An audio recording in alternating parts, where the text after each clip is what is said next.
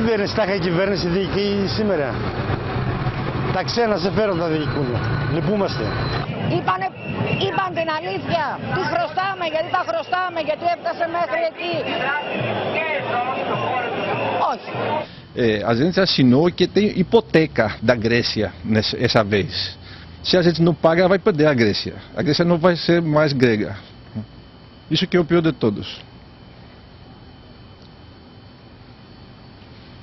Ninguém sabe disso. Atenas viveu 2 dias que não serão esquecidos em breve tempo. Em meio a confrontos violentos, o parlamento grego aprovou as medidas econômicas impostas pelos bancos. O povo, que foi o primeiro no mundo ocidental a saber administrar as contas públicas, a expandir a sua economia e a lançar o debate político, agora se vê na condição de ter que aceitar regras muito duras para não ir à falência.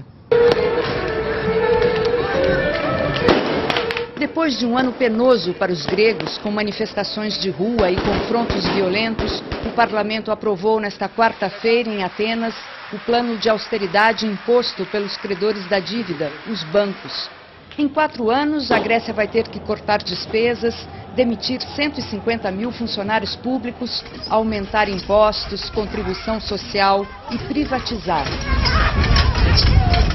Uma multidão expressou o seu descontentamento.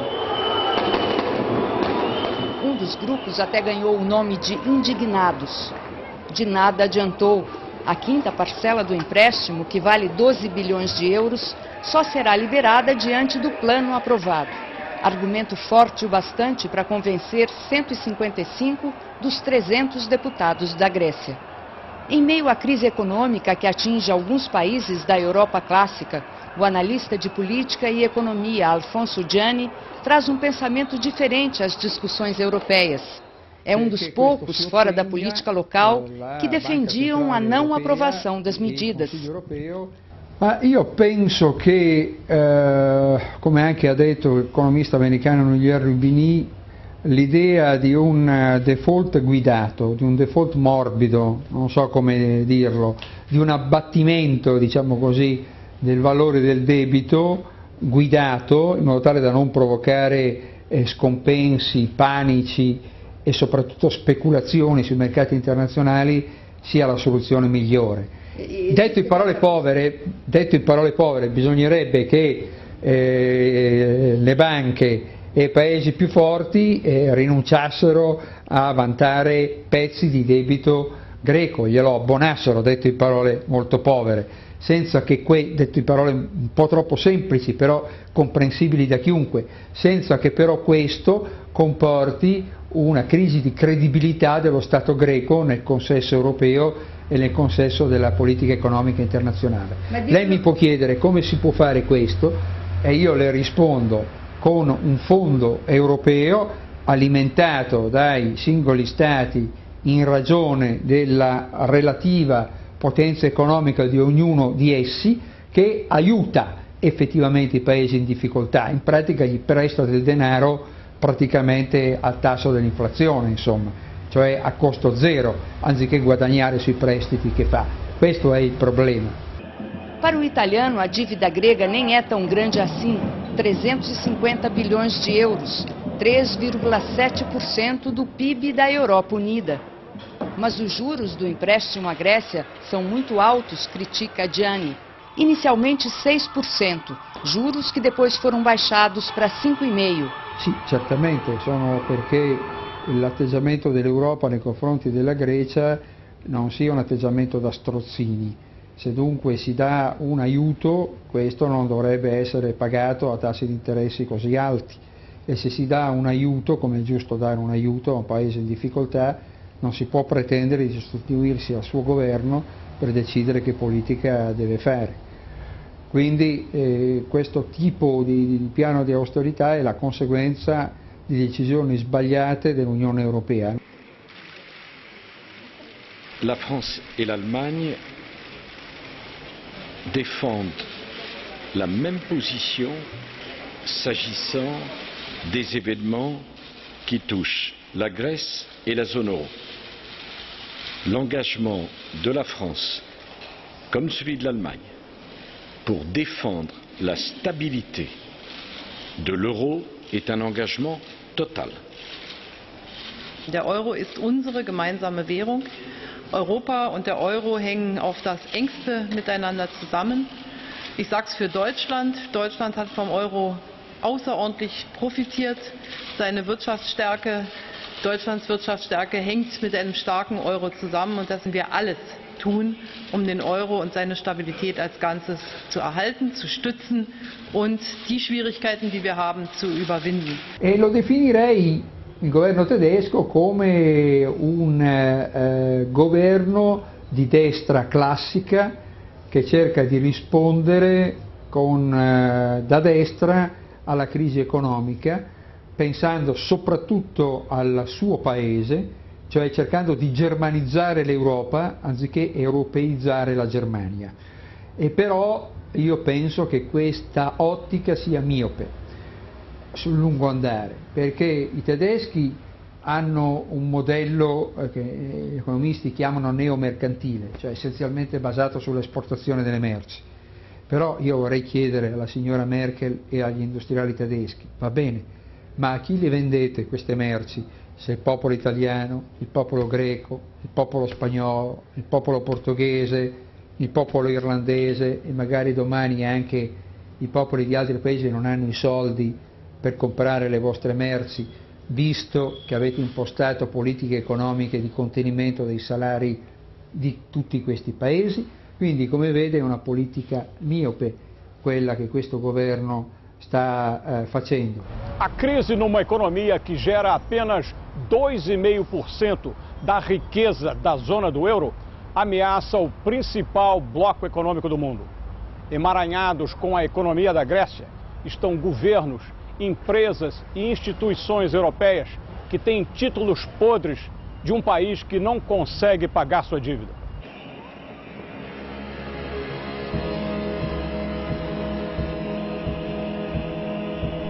A turbulência que sacode a Grécia tem o potencial de provocar nova explosão financeira internacional, ao estilo da que arrastou o banco americano Lehman Brothers em 2008 e o resto do mundo em seguida.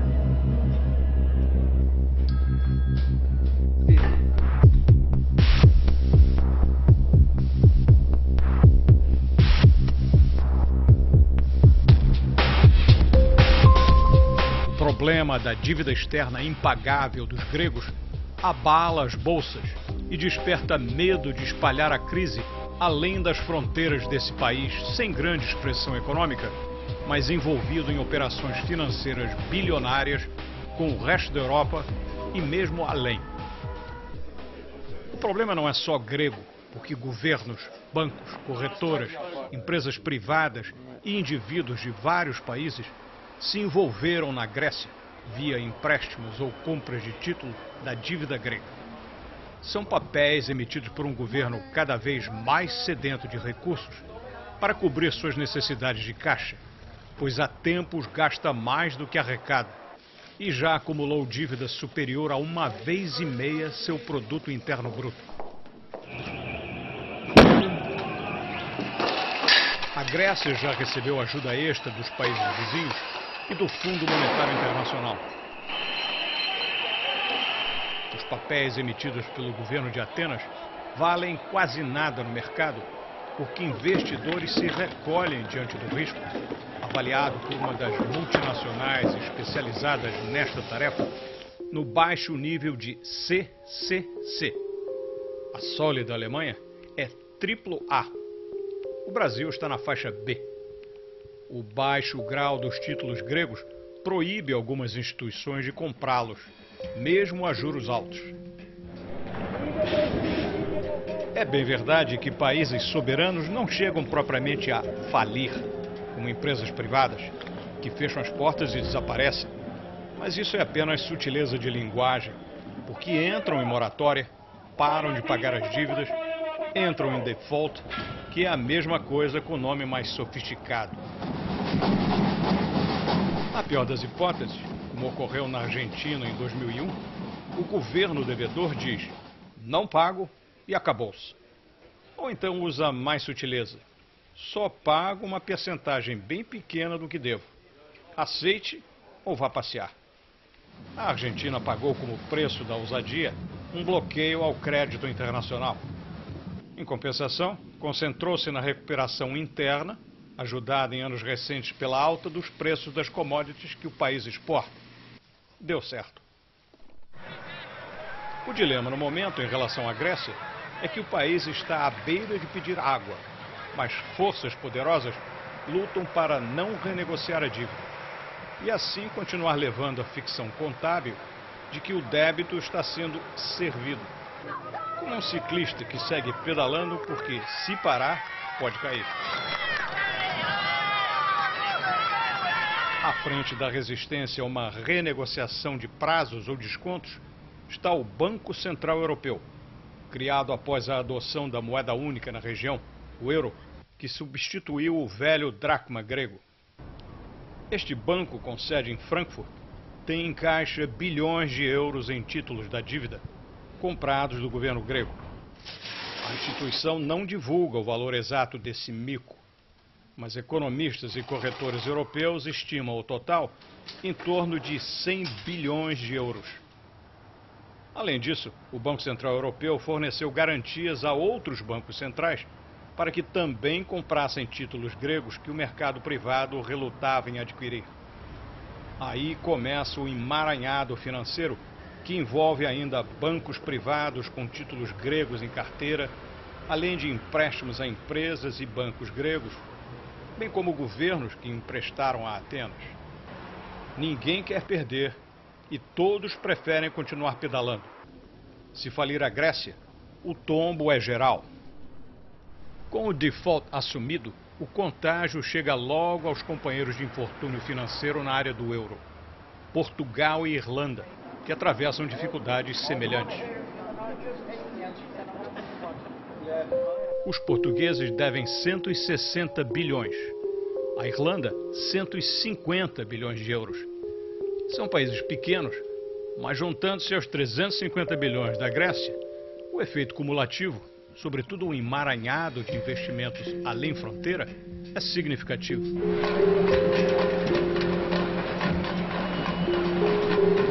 Mais ameaçador ainda, se o contágio chegar à Espanha, que tem uma economia de mais peso, e 600 bilhões em dívida. No horizonte, a Itália assusta ainda mais, com quase 2 trilhões de euros em dívida. Não há um certo aroma de Brasil nessa crise financeira da Grécia do momento? Alguns paralelos com o que nós passamos aqui nos anos 80 em diante. Você percebe um certo aroma de Brasil na crise da Grécia? Alguns paralelos com o que nós passamos aqui nos anos 80 em diante? Eu senti na carne e compartilho do sofrimento das autoridades gregas. Né? É um processo de ajuste compulsório, é traumático, é duro, é difícil. Existem sim paralelos. Né? Na verdade, os ingredientes da crise grega não são muito diferentes dos ingredientes da crise da América Latina. Não foi só apenas do México e depois Brasil, mas praticamente quase todos os países entraram num processo realmente de moratória compulsória. Na verdade, os ingredientes são conhecidos. Uma tentativa de crescer baseado no endividamento excessivo, que mais cedo ou mais tarde tem que ter o seu término. Segundo lugar, um choque externo. No caso da América Latina, foi o segundo choque do petróleo. Um aumento brutal no preço do petróleo, seguido do choque dos juros, né, quando o Fed americano resolveu elevar as taxas de juros para combater a inflação. No caso da Grécia, você tem a mesma tendência de um crescimento com endividamento do setor público, que também é insustentável, e o que detonou a crise foi, sem dúvida, a recessão de 2008, 2009. E o Brasil acabou resolvendo a nossa crise da dívida como? No nosso caso, no caso brasileiro, nós resolvemos interromper os pagamentos, sentar com os bancos comerciais já no final de 82 e tentar encontrar, e procuramos encontrar uma forma de manter um fluxo mínimo de capitais para o país. Foi necessário a participação do FMI, assim como o FMI está presente nesse esforço de salvar a Grécia, e também do Tesouro Americano, no caso da Europa, sendo substituído pelo apoio dos países da zona do euro. Na verdade, numa situação como essa, o ajuste recessivo é inevitável. Ele vai acontecer de qualquer maneira. O grande desafio é tentar minimizar esse impacto recessivo. No caso brasileiro, isso foi conseguido, em grande parte porque a economia mundial, a partir de 84, 85, voltou a crescer. Então, e nós tínhamos uma vantagem em relação à Grécia, nós tínhamos a flexibilidade no câmbio. Nós pudemos usar... Não era uma moeda só brasileira. Era uma moeda só brasileira. Então nós, na hora... não pode fazer nada. Né? A Grécia está realmente numa situação muito complicada, porque o ajuste é todo interno. A Grécia não tem outra alternativa a não ser uma saída ordenada dessa situação, que significa reestruturar essa dívida, mas de forma coordenada pelas autoridades monetárias, pelo Banco Central Europeu, com o apoio da União Europeia, mas algum tipo de acordo de redução de dívida terá que ser implementado. Não seria mais razoável se os gregos se sentassem com os credores privados e governo e dissessem, olha, não dá para pagar, eu devo, reconheço, mas vamos renegociar isso aí, esticar prazos e reduzir o valor? Não é mais razoável fazer isso? Pois é interessante, e aí há um conflito entre a visão provavelmente da União Europeia, porque o desgaste político não é só interno na Grécia, que tem que conviver com essas medidas de austeridade, que de fato implicam em recessão e em custo social muito elevado, mas é inevitável, mas também dos países que estão financiando esse ajuste. E aí nós estamos falando principalmente da Alemanha e da França. O BCE tem a preocupação de que uma moratória grega, sendo a Grécia um país do ponto de vista de tamanho econômico relativamente pequeno, com um PIB menor do que a Argentina, mas fazendo parte de um bloco de primeiro mundo e com o status de uma moeda única que chegou, num certo momento, a imaginar se poderia substituir o dólar como moeda de transações internacionais, a preocupação é o impacto dessa suspensão de pagamentos, ou desse corte da dívida, como eles chamam, haircut, é o corte de cabelo, no balanço dos bancos europeus. Alguns bancos europeus, principalmente bancos franceses, têm uma exposição elevada em títulos públicos da Grécia e eles sofreriam perdas expressivas, e a preocupação é que se repita o mesmo risco de crise sistêmica que levou a quebra do Lehman Brothers, né, a se transformar numa grande crise de liquidez no sistema financeiro internacional.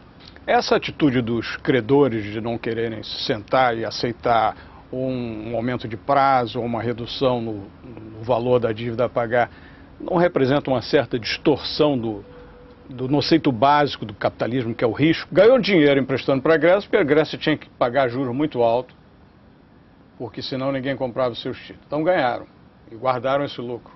Mas na hora que tem que falar de perda, eles querem que outros entrem no circuito. O capitalismo é muito particular, sem risco, né? Eu acho que é um ponto muito bem colocado. Algum ajuste de contas vai ter que ser feito. O sistema financeiro não vai sair ileso dessa crise, como não saiu ileso da crise da América Latina. As perdas foram absorvidas. Provavelmente o que está na cabeça do Banco Central Europeu é ter um pouco mais de tempo para imaginar e avaliar melhor qual o impacto dessas perdas. Quer dizer, perdas que possam ser internalizadas e não se transformem numa onda de pânico ou não gerem um novo risco sistêmico para todo o sistema financeiro internacional, ou seja, os bancos, e que possam empurrar a economia mundial para uma nova recessão, esse tem que ser evitado. Agora, a perda do investidor que se beneficiou de juros elevados na aplicação desses títulos, que tinham, de fato, uma remuneração muito acima da remuneração dos países sólidos. Por causa do risco mais alto. Né? O caso do risco Correr mais alto. o risco. Essa relação risco-benefício tem que ser preservada, porque senão você destrói a base do capitalismo moderno. O que realmente está em jogo nessa negociação? Quais são os fatores geopolíticos que transformaram uma dívida pública em uma tragédia grega? Os povos têm o poder e nunca se rendem. As faixas em frente ao Pártenon remetem à crise atual para a Grécia Antiga. Foi em torno da Acrópole, a colina onde está o Pártenon, que os gregos criaram as bases da civilização ocidental 2.500 anos atrás. Embora a economia grega hoje não tenha grande peso, o país foi tratado com deferência quando pediu entrada na União Europeia. Os líderes do continente olharam mais para o lado geopolítico. A Grécia está em uma posição estratégica, divide com a Turquia o Mar Egeu, que separa a Europa da Ásia. É o último país cristão antes do mundo islâmico. Os europeus fizeram um exercício grande e intenso para trazer a Grécia para o processo de integração. O processo começa formalmente, a União Europeia ou as comunidades iniciam seu processo de integração em 58, com o Tratado de Roma, e a Grécia vai ser o 10º país a se integrar à União Europeia. Ao contrário do que muita gente imagina, ela entrou em 81, ela entrou bem cedo até. Esse também era o momento da Guerra Fria e havia o medo ali na Europa de que a Grécia fosse para o campo soviético. Era a época da Guerra Fria, o auge da Guerra Fria. Os gregos estavam reorganizando o país, o Partido Socialista e o Partido Comunista fortes. Então interessava a União Europeia, o processo de integração europeu, ter a Grécia perto. A União Europeia surgiu como um mercado comum. As primeiras iniciativas foram rigorosamente econômicas, mas a motivação primária foi política. A solução da crise será também mais política do que econômica? A discussão é totalmente política. Quer dizer, a crise é econômica, mas a decisão é política e de grande dificuldade. Você vê, se você pensar como contribuinte alemão ou francês, não há muita razão para se bancar tecnicamente o default grego. Se você pensa historicamente como um processo de integração que trouxe o desenvolvimento e a paz nesse continente, não há outra razão, outra medida a se tomar que não seja cobrir a crise grega e as outras crises que vierem a acontecer, como já está anunciado aí na Irlanda, em Portugal e quem sabe em outros países. E o que pode acontecer dentro da Grécia? Porque essas medidas de austeridade são fortes e vão mexer com a vida do povo grego. A Grécia vai empobrecer, certamente. Essas decisões de austeridade econômica implicam em aumento de imposto, em redução do ambiente e do Estado social, implicam em demissões de cargos públicos. Isso implica também em redução do comércio. Então, um país que tem em torno de 12 milhões de habitantes, 2% do PIB europeu, e que depende de duas indústrias praticamente, que é a indústria do turismo e a indústria naval, fica muito vulnerável. É um país que provavelmente vai perder uma boa parte da sua capacidade do resto de autonomia que ainda tinha.